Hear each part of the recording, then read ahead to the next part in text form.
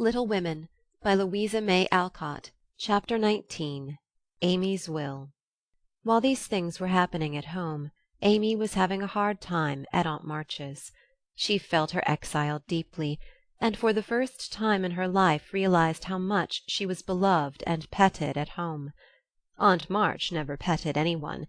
She did not approve of it, but she meant to be kind, for the well-behaved little girl pleased her very much, and Aunt March had a soft place in her old heart for her nephew's children, though she didn't think it proper to confess it. She really did her best to make Amy happy, but, dear me, what mistakes she made! Some old people keep young at heart in spite of wrinkles and grey hairs, can sympathize with children's little cares and joys, make them feel at home, and can hide wise lessons under pleasant plays, giving and receiving friendship in the sweetest way. But Aunt March had not this gift, and she worried Amy very much with her rules and orders, her prim ways and long prosy talks. Finding the child more docile and amiable than her sister, the old lady felt it her duty to try and counteract, as far as possible, the bad effects of home freedom and indulgence. So she took Amy by the hand, and taught her as she herself had been taught 60 years ago, a process which carried dismay to Amy's soul, and made her feel like a fly in the web of a very strict spider. She had to wash the cups every morning and polish up the old-fashioned spoons, the fat silver teapot, and the glasses till they shone. Then she must dust the room, and what a trying job that was!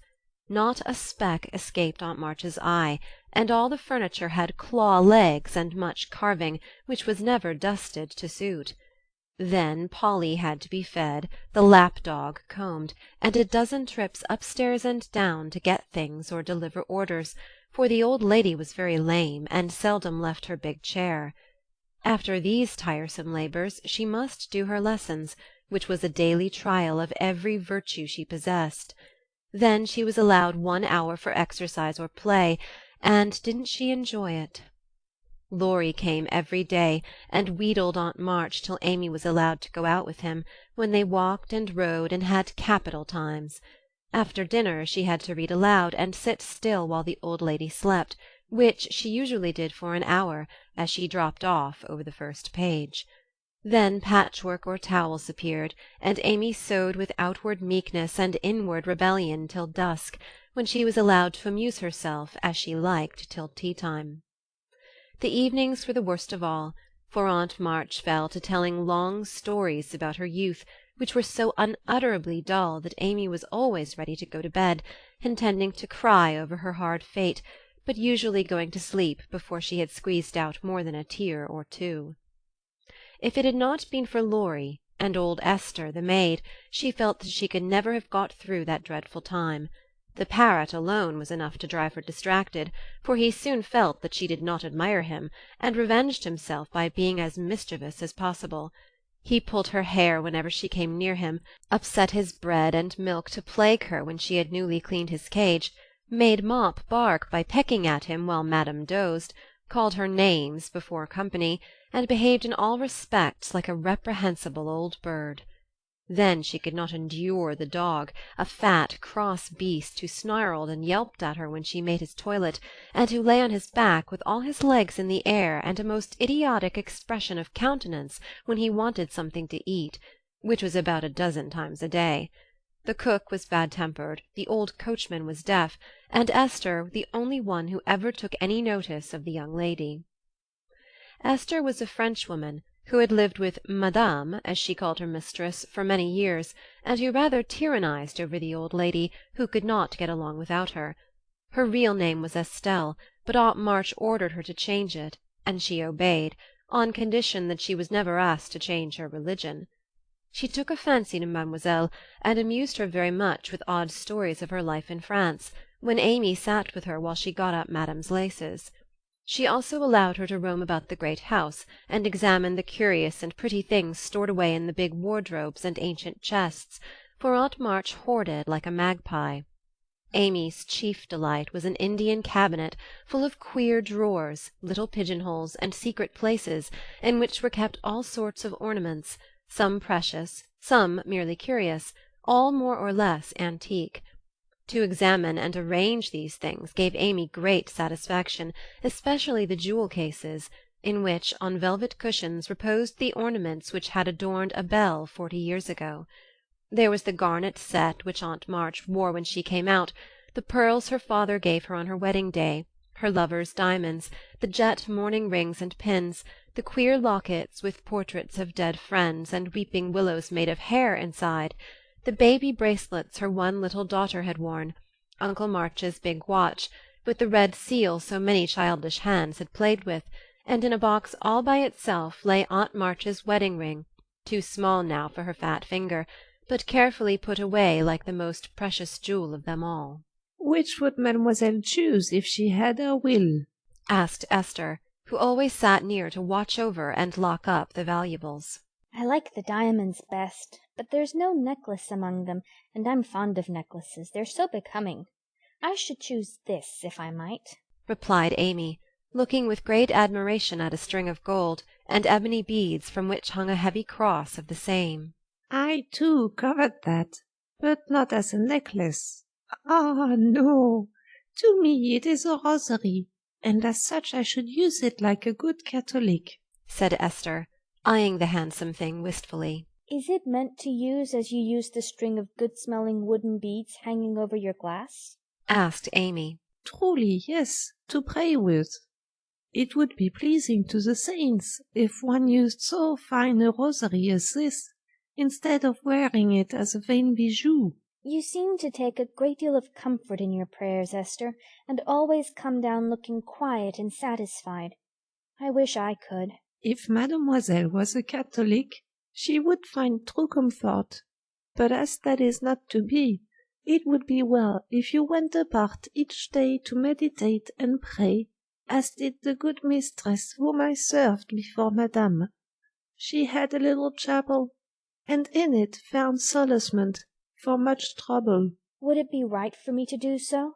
asked Amy, who in her loneliness felt the need of help of some sort, and found that she was apt to forget her little book, now that Beth was not there to remind her of it.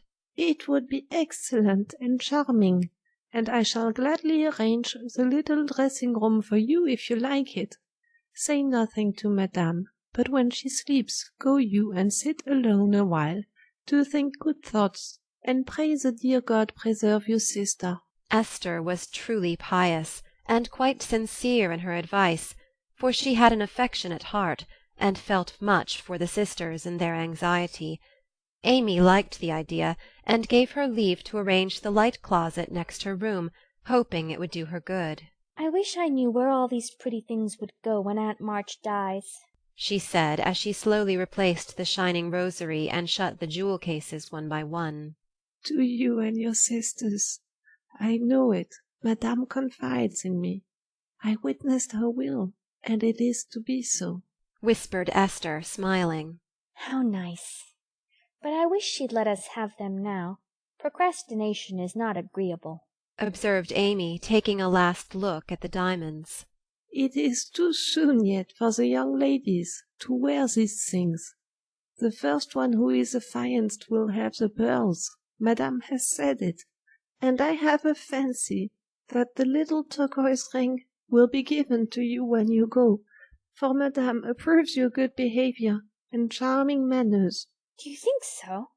Oh, I'll be a lamb if I can only have that lovely ring. It's ever so much prettier than Kitty Bryant's. I do like Aunt March after all." And Amy tried on the blue ring with a delighted face and a firm resolve to earn it. From that day she was a model of obedience, and the old lady complacently admired the success of her training. Esther fitted up the closet with a little table, placed a footstool before it, and over it a picture taken from one of the shut-up rooms. She thought it was of no great value, but being appropriate she borrowed it, well knowing that madame would never know it, nor care if she did. It was, however, a very valuable copy of one of the famous pictures of the world, and Amy's beauty-loving eyes were never tired of looking up at the sweet face of the Divine Mother, while her tender thoughts of her own were busy at her heart. On the table she laid her little Testament and hymn-book, kept a vase always full of the best flowers Laurie brought her, and came every day to sit alone thinking good thoughts, and praying the dear God to preserve her sister. Esther had given her a rosary of black beads with a silver cross, but Amy hung it up and did not use it, feeling doubtful as to its fitness for Protestant prayers. The little girl was very sincere in all this, for being left alone outside the safe home nest, she felt the need of some kind hand to hold by so sorely that she instinctively turned to the strong and tender friend whose fatherly love most closely surrounds his little children. She missed her mother's help to understand and rule herself, but having been taught where to look, she did her best to find the way and walk in it confidingly. But Amy was a young pilgrim, and just now her burden seemed very heavy. She tried to forget herself, to keep cheerful, and be satisfied with doing right, though no one saw or praised her for it. In her first effort at being very, very good, she decided to make her will as Aunt March had done, so that if she did fall ill and die, her possessions might be justly and generously divided. It cost her a pang even to think of giving up the little treasures which in her eyes were as precious as the old lady's jewels. During one of her play hours she wrote out the important document as well as she could, with some help from Esther as to certain legal terms, and when the good-natured Frenchwoman had signed her name, Amy felt relieved and laid it by to show Laurie, whom she wanted as the second witness. As it was a rainy day, she went upstairs to amuse herself in one of the large chambers, and took Polly with her for company. In this room there was a wardrobe full of old-fashioned costumes with which Esther allowed her to play, and it was her favourite amusement to array herself in the faded brocades, and parade up and down before the long mirror, making stately curtsies, and sweeping her train about with a rustle which delighted her ears. So busy was she on this day that she did not hear Laurie's ring, nor see his face peeping in at her as she gravely promenaded to and fro, flirting her fan and tossing her head, on which she wore a great pink turban, contrasting oddly with her blue brocade dress and yellow quilted petticoat. She was obliged to walk carefully, for she had on high-heeled shoes, and, as Laurie told Joe afterward, it was comical to see her mince along in her gay suit, with Polly sidling and bridling just behind her, imitating her as well as he could, and occasionally stopping to laugh or exclaim, "Ain't we fine? Get along, you fright. Hold your tongue. Kiss me, dear. Ha ha!" Having with difficulty restrained an explosion of merriment, lest it should offend her Majesty, Laurie tapped and was graciously received. Sit down and rest while I put these things away. Then I want to consult you about a very serious matter, said Amy when she had shown her splendour and driven Polly into a corner. That bird is the trial of my life, she continued, removing the pink mountain from her head, while Laurie seated himself astride a chair. Yesterday, when Aunt was asleep and I was trying to be as still as a mouse, Polly began to squall and flap about in his cage. So I went to let him out, and found a big spider there. I poked it out, and it ran under the bookcase. Polly marched straight after it, stooped down and peeped under the bookcase, saying in his funny way with a cock of his eye, "Come out and take a walk, my dear." I couldn't help laughing, which made Paul swear, and Aunt woke up and scolded us both. Did the spider accept the old fellow's invitation? asked Laurie, yawning. Yes, out it came, and away ran Polly, frightened to death, and scrambled up on Aunt's chair, calling out, "Catch her, catch her, catch her," as I chased the spider. "That's a lie. Oh, Lor!" cried the parrot, pecking at Laurie's toes. "I'd wring your neck if you were mine, you old torment!" cried Laurie, shaking his fist at the bird, who put his head on one side and gravely croaked. "Alleluia! Bless your buttons, dear." "Now I'm ready," said Amy, shutting the wardrobe and taking a piece of paper out of her pocket. "I want you to read that, please, and tell me if it is legal and right. I felt I ought to do it, for life is uncertain, and I don't want any ill feeling over my tomb."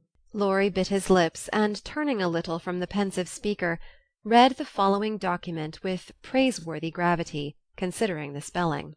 My last will and testament. I, Amy Curtis March, being in my sane mind, go give and bequeath all my earthly property, viz. to wit, namely, to my father my best pictures, sketches, maps, and works of art, including frames, also my $100 to do what he likes with. To my mother all my clothes, except the blue apron with pockets, also my likeness and my medal with much love. To my dear sister Margaret I give my turquoise ring, if I get it, also my green box with the doves on it, also my piece of real lace for her neck, and my sketch of her as a memorial of her little girl. To Jo I leave my breastpin, the one mended with sealing wax, also my bronze inkstand, she lost the cover, and my most precious plaster rabbit, because I am sorry I burned up her story. To Beth, if she lives after me, I give my dolls and the little bureau, my fan, my linen collars, and my new slippers if she can wear them, being thin when she gets well. And I herewith also leave her my regret that I ever made fun of old Joanna. To my friend and neighbor Theodore Lawrence I bequeath my papier-mâché portfolio, my clay model of a horse, though he did say it hadn't any neck. Also in return for his great kindness in the hour of affliction any one of my artistic works he likes. Notre Dame is the best. To our venerable benefactor Mr. Lawrence I leave my purple box with the looking-glass in the cover, which will be nice for his pens, and remind him of the departed girl who thanks him for his favours to her family, especially Beth. I wish my favourite playmate Kitty Bryant to have the blue silk apron and my gold bead ring with a kiss. To Hannah I give the bandbox she wanted, and all the patchwork I leave, hoping she will remember me when it you see. And now, having disposed of my most valuable property, I hope all will be satisfied and not blame the dead. I forgive everyone, and trust we may all meet when the trump shall sound. Amen. To this will and testament I set my hand and seal on this 20th day of November, Anni Domino 1861. Amy Curtis March. Witnesses: Estelle Valnor, Theodore Lawrence. The last name was written in pencil, and Amy explained that he was to rewrite it in ink and seal it up for her properly. What put it into your head? Did anyone tell you about Beth's giving away her things? Asked Laurie soberly, as Amy laid a bit of red tape with sealing wax, a taper, and a standish before him. She explained, and then asked anxiously, What about Beth? I'm sorry I spoke, but as I did, I'll tell you. She felt so ill one day that she told Jo she wanted to give her piano to Meg, her cats to you, and the poor old doll to Jo, who would love it for her sake. She was sorry she had so little to give, and left locks of her hair to the rest of us, and left her best love to Grandpa. She never thought of a will. Laurie was signing and sealing as he spoke, and did not look up till a great tear dropped on the paper. Amy's face was full of trouble, but she only said, Don't people put sort of postscripts to their wills sometimes? Yes, codicils they call them. Put one in mine, then, that I wish all my curls cut off, and given round to my friends. I forgot it, but I want it done, though it will spoil my looks. Laurie added it, smiling at Amy's last and greatest sacrifice. Then he amused her for an hour, and was much interested in all her trials. But when he came to go, Amy held him back to whisper with trembling lips, Is there really any danger about Beth? I'm afraid there is. But we must hope for the best, so don't cry, dear. And Laurie put his arm about her with a brotherly gesture which was very comforting. When he had gone, she went to her little chapel, and sitting in the twilight prayed for Beth, with streaming tears and an aching heart, feeling that 1,000,000 turquoise rings would not console her for the loss of her gentle little sister.